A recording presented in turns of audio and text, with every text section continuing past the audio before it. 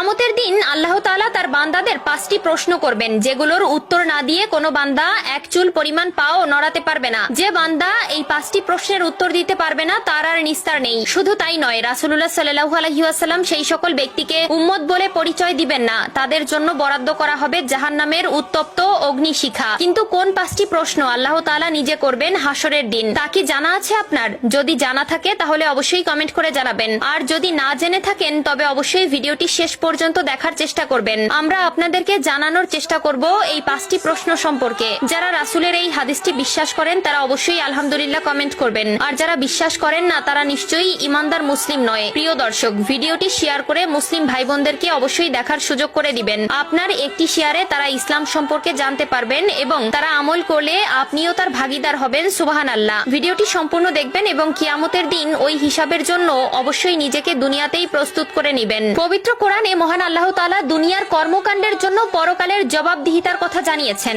এছাড়াও রাসূলুল্লাহ সাল্লাল্লাহু আলাইহি ওয়াসাল্লাম বলেছেন, কিয়ামতের দিন এই 5টি প্রশ্নের জবাব না দিয়ে তারা আল্লাহর সামনে থেকে সরতে পারবে না। স্বয়ং আল্লাহ তাআলা নিজে তার বান্দাদের কিয়ামতের দিন যে প্রশ্ন করবে তার প্রথম প্রশ্ন হলো, জীবন কোথায় নিঃশেষ করেছো? আল্লাহ তাআলা আমাদের সুন্দর একটি জীবন দান করেছেন, যার জন্য আমরা আল্লাহর কাছে চির